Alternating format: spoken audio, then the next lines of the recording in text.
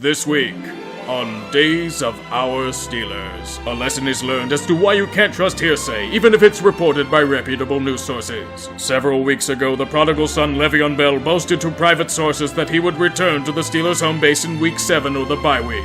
Despite this boast, the team had heard from neither Bell nor his agent. To the surprise of no one in football circles, Le'Veon has still not returned to the team. Even if a trade is not made, there is a chance that Bell will not return for the season. The impasse continues. Juju Smith-Schuster, however, is an optimist. He believes that he can bring Bell back into the Steel flock. The Mega Millions is his ticket to Le'Veon's heart. 100 of them to be exact. Like all good plans, it bursts into flame. It does not work. Le'Veon will not get his money to join the team.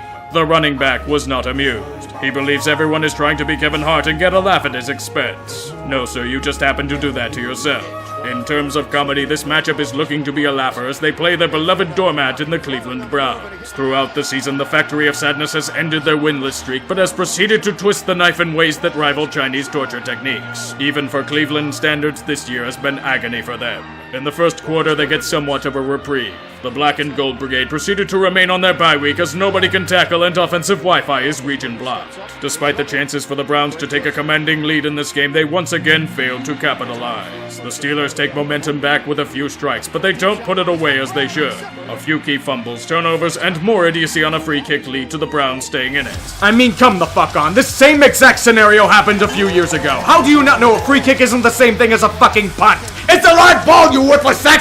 Despite the score sheet being close and playing very sloppy football, Pittsburgh realized that they have talent and led the world to relish in its great pastime. Laughing at the Browns. Yes, even in a series meant to laugh at the Steelers, the eternal Factory of Sadness manages to take center stage.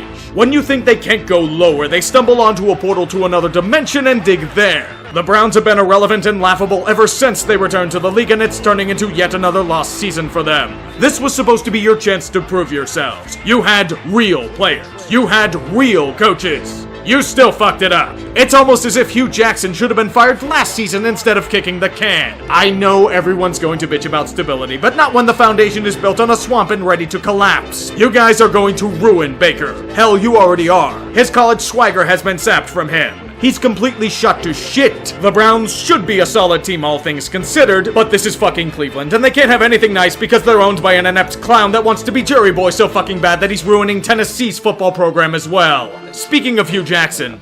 Why didn't you call timeouts toward the end of that second quarter there to have time on the clock when you got the ball back? You could have called some timeouts, or at least have time on the clock when... I don't even recall that situation that you're speaking to, so. What? Did I hear that correctly? You didn't know you had timeouts at the end of a half? How long have you been a head coach for again? This is a mistake they don't make in Pop Warner, and you admitted your incompetence to the media. This guy is going down as one of the worst head coaches in NFL history. The dude is outmatched and has nothing but excuses for his failures. Looks like it's going to involve more firings because Cleveland is a shit show and Haslam changes philosophies like he changes pants. Would you look at that? Hugh Jackson has finally been fired. Once again, should have happened last year. I'm not congratulating you for something that should have been done over 9 months ago. It doesn't end there either. Todd Haley is also gone. That abrasive asswipe that fancies himself an offensive genius was told to fuck off as well. Eat shit, Haley. You hear that in the distance? That's called karma. Eat a healthy serving of it at Tequila Cowboy. The season is fucked and Cleveland is a joke again. The new man in charge of the helm is... Greg Williams? The same Greg Williams from Bountygate. The same Greg Williams that ran the Bills into the ground at the turn of the millennium. He's a head coach again? Yep, season's done. At least their coaching search can beat Lincoln Riley? Why the hell would he want to come to this shithole? And don't say Mo Baker, because that's a lazy excuse. Someone please send Jimmy Haslam to prison already. Only then will Browns fans have the potential for peace. Fucking Cleveland making themselves the center of attention again. Go sing it to Lake Erie like the Cavs are doing right now. Haslam and Dan Gilbert are birds of a feather. This is supposed to be about the Steelers. Well, they do relish in laughing at the Browns. It works.